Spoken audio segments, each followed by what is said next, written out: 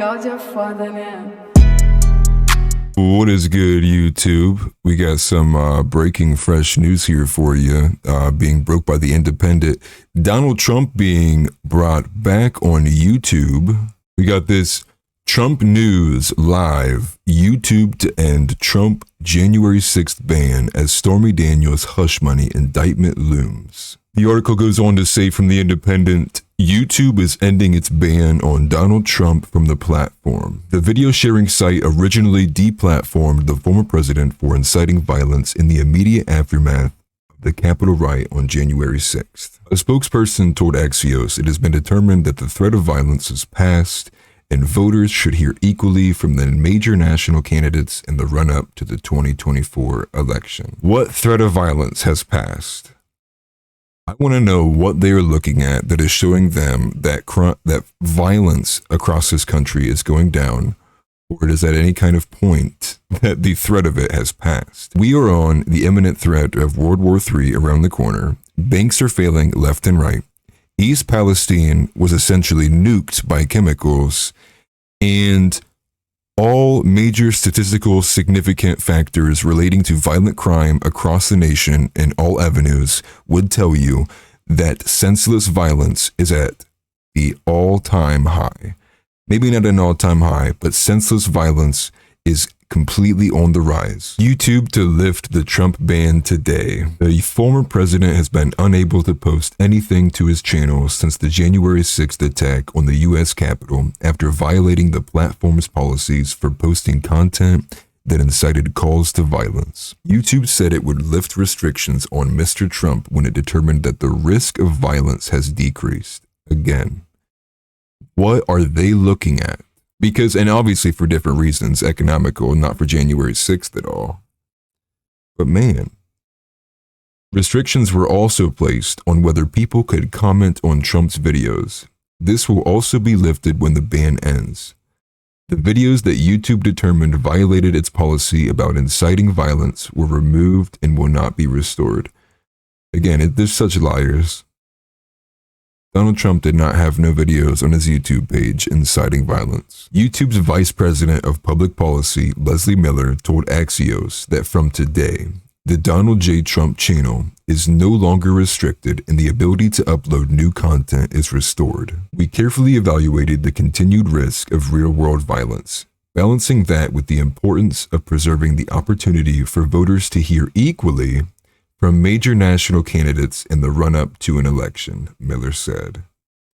Again, I don't know what they're doing to evaluate the continued risk of real-world violence. Probably besides they probably see the culture is shifting. They see the tide is coming, and they're probably making their moves now. And then equally, it's just such garbage. We all know how biased you are. You could care less if they were heard from equally. This channel will continue to be subject to our policies, just like any other channel on YouTube. Just by them saying that and then having to including this in the article is such projection. Like, in no way does anyone believe that you're going to treat his channel like everyone else's. Like, you already treat everyone's channel on YouTube pretty tough. But to make us believe that you're going to treat his like everyone else's is garbage. We all know you got probably 10 people just staring at the YouTube analytics site, like waiting for him to just drop something so they can go in, either write an article, rage bait about something, clip something out of context, or just be there to be as divisive and as inflammatory as possible, and in no way actually represent the man as he is. Mr. Trump will now also be allowed to buy YouTube ads in compliance with the platform's policy. And this is probably really what it was about in the first place, which was money, which was why would it be about anything else with the Fortune 500 company? It goes on to say the former president has already been reinstated on Facebook, Instagram, and Elon Musk's Twitter. To date, he has not used any of them, but it is thought that they may become active as the 2024 campaign heats up.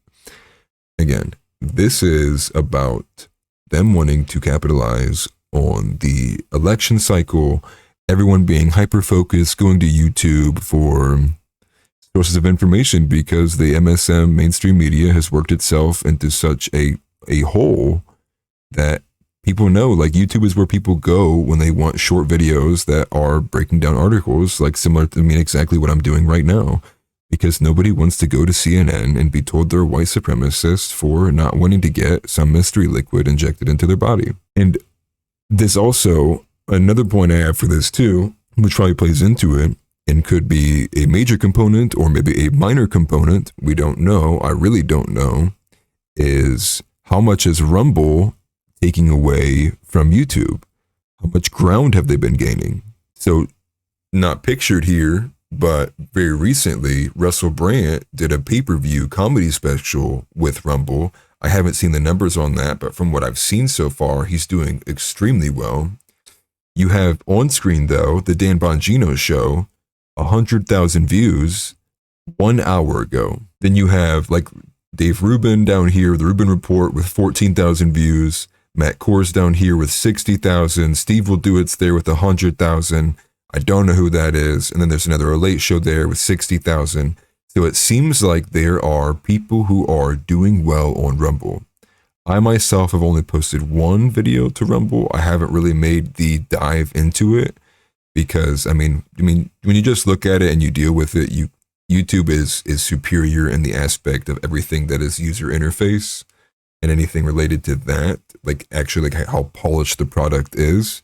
But of course, they're the giant. They've been around for a long, long time.